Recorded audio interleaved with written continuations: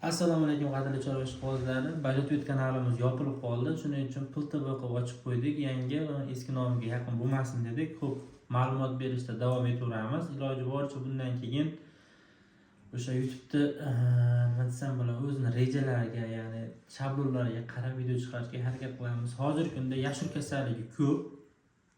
Yashil kasalligi virusli kasallik, RNK saqlovchi virus. Uni ko'pchilik bu dori ta'sir qilyapti, bu dori ta'sir qilyapti dedi. Endi ta'sir qilmayapti demaymiz, to'g'ridan-to'g'ri ta'sir qiladigan narsa yo'q. Misol uchun qanday tushuntirsam bo'ladi? Antibiotik bo'ladigan bo'lsa, misol uchun bakterial kasalliklar, mikrobakterioz, shunga o'xshagan bakterial kasalliklar yoki qaysi organizmda qaysidir joyida yallig'lanish ketib turgan bo'lsa, haqiqatan antibiotik yaxshi ta'sir qilib beradi yoki bakteriyaning ichki holatlarida, pnevmoniyada, o'pkada o'sha yuqumsiz pnevmoniyalarda, ana shunaqa holatlarda yaxshi ta'sir qilaveradi antibiotik. Lekin virusli kasalliklar ta'sir qilmaydi.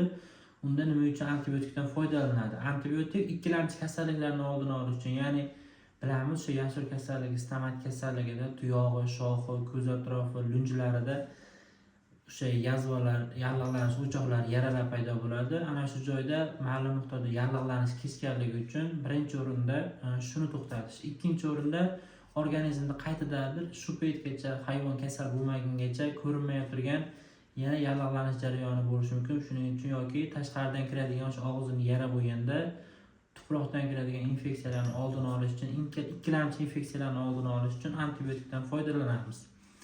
Yashil kasalligida iloji boricha birinchi kun antibiotikdan foydalanmaslikni maslahat berardim. Sababi birinchi kunlarda organizm virus bilan kurashib turgan bo'ladi. Antibiotik esa immunitetni pasaytirib qo'yadi. Buni o'zini hurmat qilgan yaxshi veterinarlar yoki meditsina xodimlari buni juda ham yaxshi bilishadi. Shuning uchun infeksion holatda birdaniga antibiotik qo'llab ketmaydi. Nima qo'llashimiz kerak? Birinchi o'rinda istimasini ma'lum miqdorda tushirib turish uchun, og'riqlarni qoldirib turish uchun og'riq qoldiruvchi xohlaganingiz, topganingiz faqatgina instruksiyasini bitta o'qib chiqishingizni maslahat beraman. Misol sizga bitta oddiy narsa aytaman. Diklofenakda instruksiyasiga oshqozon ichak yallig'lanishidan mumkin emas deb katta yozib qo'ygan, lekin ko'pchilik shuni adashadi. Oshqozon ichak yallig'lanishda ketyapti yashil, lekin diklofenak foydalanib qo'yadi.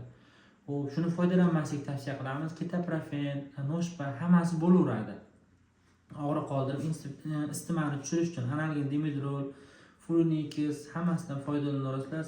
O'sha fulingin, o'shalarning hammasidan faqat diklofenakda ozgina ehtiyot bo'lasizlar. Ikkinchi holatda immunitetni yaxshi ko'tarish uchun askarbinka, B12, B1, vitaminlar, butasal, butapilus, mana shulardan, intermektin, hammasidan intermektin emas. Shulardan foydalansangiz bo'laveradi. Bundan tashqari, protavirusning veterinariyada hozirgi kunda bizda keng tarqalgani mikseferon, lekin odamlarda aptekasidan atsiklavir, siklaferollardan ham foydalansangiz bo'laveradi. Ular ham yaxshi natija beradi. Mikseferonda bitta yaxshi tomoni dozaviy tomondan yaxshi, siklaferollarga qaraganda narxi ozgina arzonroq.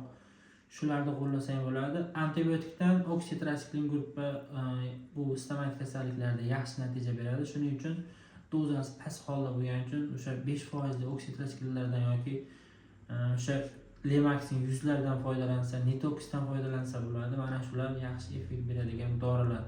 Dexametazon holatini dexametazonda kamroq qo'llash kerak, sababi kalsiy ionlarini organizmdan tez chiqib ketishga ta'sir qilganligi uchun hayvonda keyinchalik suyaklarda qiyshayib qolish holatini keltirib chiqarish mumkin. Dexametazon bo'g'oz hayvonlarga ham foydalanishlar, albatta bola tashlatadi.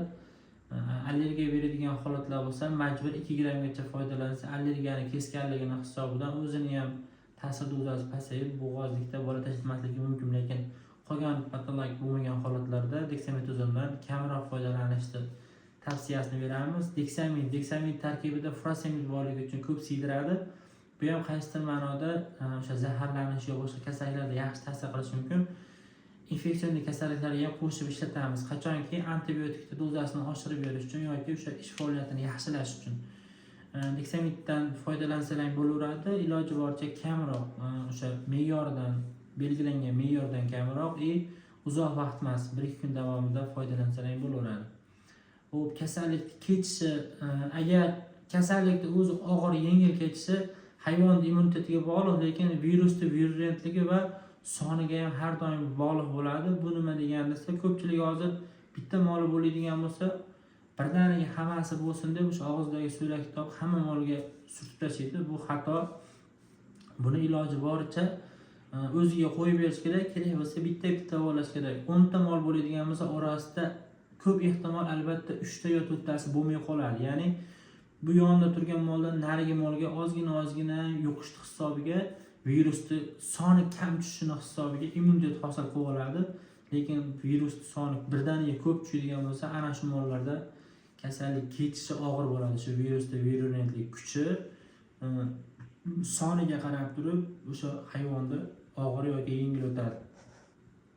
Hozir og'ir holatlarda, og'ir formalarda sigirlarda, yelinida, shoxida, tuyog'ida, og'izlarida bo'lib o'tyapti. Bu og'ir holatlarga kiradi. Yengil holatda o'sha og'izda va tuyoqda bilinar-bilinmas yaralarni paydo bo'lib, bir kun 2 kungacha yengil isitma berib tushib, pashti sizga muammosi tegmaydi. Faqatgina og'zini margansovka bilan qo'ysangiz bo'ldi. Asosan juft tuyoqli hayvonlarda ko'p uchraydi. Qo'ylarda ham oldin juda kam uchrardi. Hozirgi kunda ko'p uchrayapti. Qo'ylarda og'zida bo'lmaganligi uchun tuyog'da bo'ladi. Tagini quruq saqlab, qo'y agar oqsiydigan bo'lsa, sirasi ko'rish kerak. Tuyoq bilan o'sha oyoq terisini qo'shilgan joyida o'ziga xos bo'shliqlar paydo bo'lib, yaralar paydo bo'lib, tuyoq tushib qolish holati ham kuzatilishi mumkin. Xo'p, bundan-da yaxshiroq ma'lumot berishga harakat qilamiz. Kanalga obuna bo'lib, like bosishni unutmang. Siz bizga, biz sizga kerakmiz.